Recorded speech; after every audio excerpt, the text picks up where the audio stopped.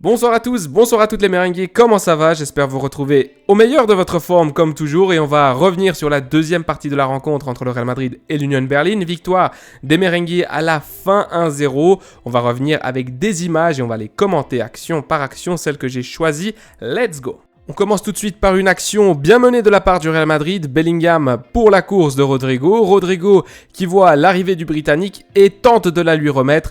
Mais malheureusement sa passe est trop forte et le Britannique n'arrive pas à reprendre le cuir.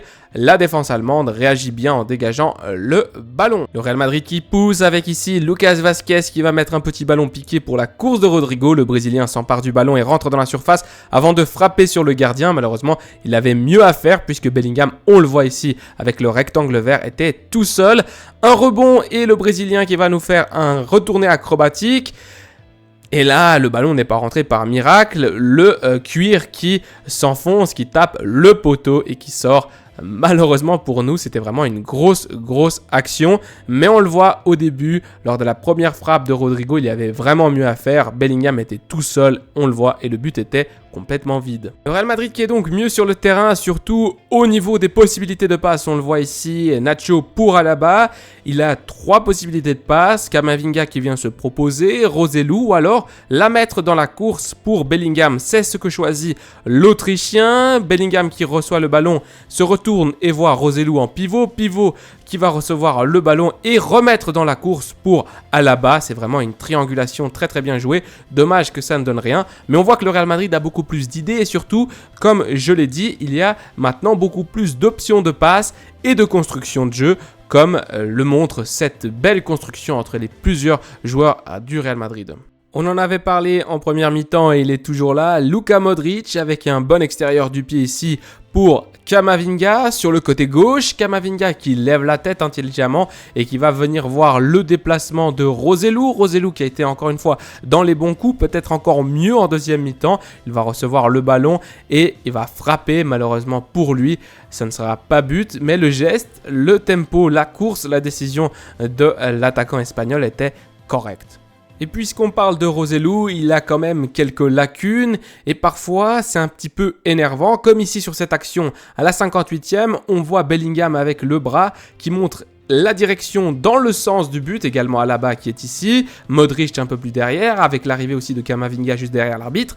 Et au lieu de faire une passe dans le sens du jeu, eh bien Roselu qui la redonne à Nacho, ce qui énerve Bellingham. Vous voyez son corps, il baisse les bras comme quelqu'un qui dit non mais attends, il faut jouer vers l'avant. Alors il y a ces petites choses que je pense que Roselu doit apprendre à jouer un petit peu plus vite et un petit peu plus dans le sens du jeu, mais malgré sa très bonne deuxième mi-temps. Roselu est quand même bien meilleur qu'en première mi-temps et on va le revoir ici avec un bon centre de Rodrigo. Roselu qui cette fois-ci est dans le sens du jeu et va réussir à décrocher, réussir à toucher, à connecter ce ballon. Malheureusement pour lui, le gardien adverse est très bon, il a dévié, le ballon touche encore le poteau et sort. Le Real Madrid qui n'a vraiment pas de chance sur ce coup-ci et Roselu qui aurait déjà mérité avoir son petit but. 65e minute, Fede entre avec la sortie de Tchouaméni et puis Toni Kroos qui va faire également son entrée avec la sortie de Eduardo Camavinga. Kroos qui va donc se positionner dans un rôle un peu plus de, on va dire, organisateur de jeu, pas vraiment milieu défensif, mais par là dans ses zones.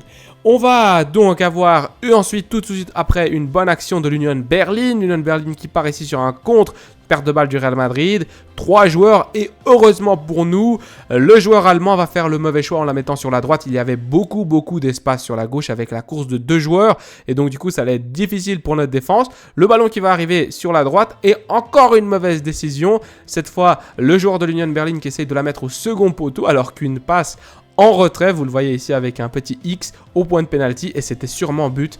Alors encore heureux pour nous puisqu'on est à 0-0 et si c'est 1-0 pour l'Union Berlin, c'est tout de suite plus compliqué. Des centres dangereux, il y en a eu durant cette partie. Et ici, Lucas Vazquez qui va essayer de mettre un ballon au second poteau pour l'arrivée de Rodrigo. Malheureusement, le Brésilien n'y croit pas trop. Et lorsque le ballon lui tombe dessus, eh bien, il est juste dévié. Il dévie sur son corps. Et le ballon qui ne rentre pas. Regardez l'expression de Rodrigo. Elle dit tout sur cette action et à quel point elle aurait pu être dangereuse. 72e minute, Nacho sort et Fran Garcia fait son entrée. J'ai trouvé un bon match de Nacho quand même dans les grandes lignes. Tout à l'heure, on a vu l'action de Rodrigo avec ce rebond et ce retourné acrobatique. Et bien ici, sur un corner, je crois, ou bien sur un centre dangereux, Rudiger qui va lui aussi tenter le retourné acrobatique. Malheureusement pour lui, le ballon ne finit pas au fond. Mais c'est bien de voir des défenseurs se la jouer et essayer, pourquoi pas, de mettre un but splendide. Nous sommes à 10 minutes de la fin et Luka Modric, le maestro, l'homme du match pour moi, va sortir. Le numéro 10 croate qui va laisser sa place pour l'entrée de Brahim Diaz qui va avoir évidemment ses 10 minutes de chien. Toujours Carlo Ancelotti qui ne laisse que 10 minutes pour ce beau joueur, selon moi, qui en mérite beaucoup. 82e minute est peut-être l'action du match, en tout cas une action très dangereuse. Bellingham qui va trouver le bon déplacement de Roselu.